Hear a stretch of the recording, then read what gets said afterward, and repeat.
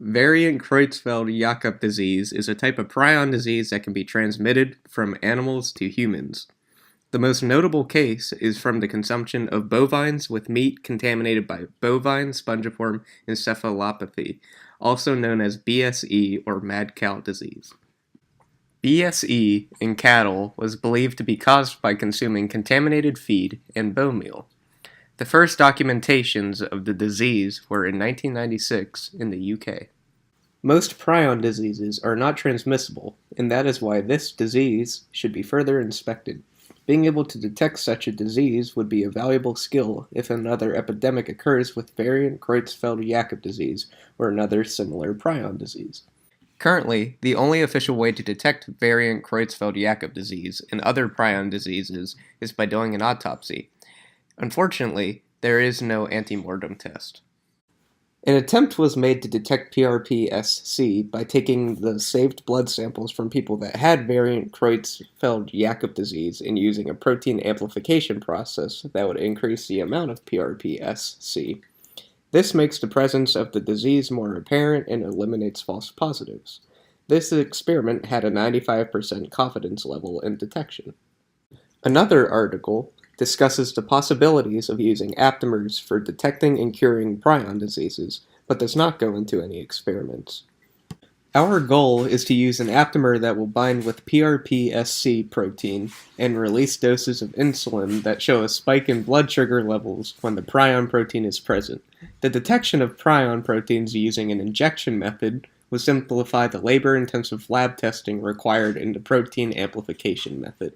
The aptamer we have decided to use for determining the presence of Creutzfeldt-Jakob disease is a protein or peptide aptamer. This is the best choice for our biosensor because peptide aptamers are highly selective, meaning they will only bind to the target molecule which causes Creutzfeldt-Jakob disease. Also, the best protein aptamer to use for human cells is thyrodoxin A. This protein will not affect the cells negatively and will be free-floating so that it can be injected into a person who is being tested. Other than the main part of the aptamer, thyrodoxin A, there must be a protein strand which specifically binds to the disease-causing protein we are trying to test for. This protein will be inserted into thyrodoxin A protein to form an aptamer complex. The process for creating this specific protein is called the Select process. To explain this process, I will use Velcro as an example. For this example, we have to go to the board. To begin the Select process, you have to immobilize your target protein. This is just like a piece of Velcro. So say you have your piece of Velcro, it has all these bumps and loops on it that are all its own shape, and you can only have another piece of Velcro with the same bumps and loops bind to it so that it fits into its little curves. This would have to be our protein that we're introducing into the thyrodoxin A protein.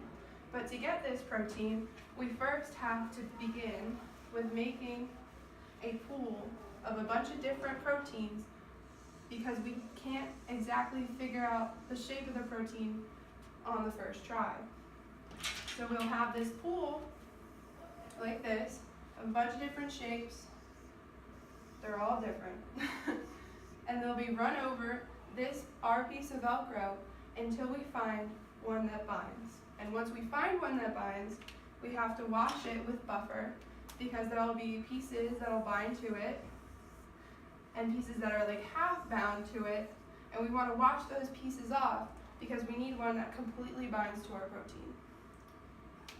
Then, after we have found our exact protein, we're going to duplicate it, and then we're going to wash it over another protein that may be found in a substance like blood, because when we put our protein into the blood, we need to make sure that it will only bind to the protein that is causing the Creutzfeldt-Jakob disease.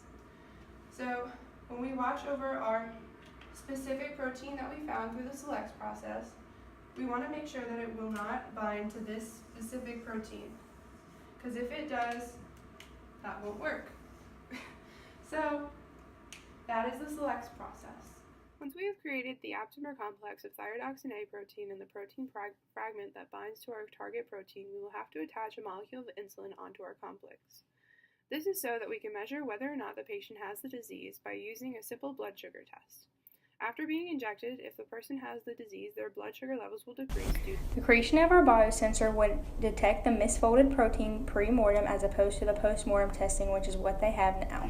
The detection of the protein can ultimately lead scientists to develop a cure and also prevent the spread of the disease. The symptoms of the disease are fast developing and vary between depression, memory loss, and even could lead to a coma. As of today, there is no test that can tell a person 100% if they have the disease or not until after you die. Our aptamer only binds to the misfolded protein of Creutzfeldt-Jakob disease. The disease begins with one protein becoming misfolded and then is similar to a chain reaction causing other proteins to unfold as well. Our aptamer binds to this target molecule and releases insulin and only does this with the misfolded protein PRPSC. Creutzfeldt-Jakob disease is a rapidly developing disease that has a progression period of only a few months and is deadly. Our aptamer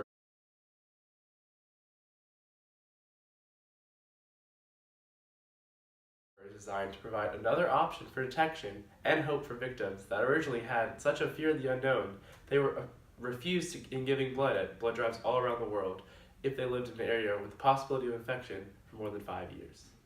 As an injectable option, the only downside of the application is the need for drawing blood every 20 minutes with repetitions for about 2 hours. The basis for our target molecule is a prion that's made out of protein that will help with our aptamer binding, unfolding, and releasing insulin molecules into the bloodstream, by which the biosensor is present when a visible increase in blood sugar levels is recorded over the next 2 hours.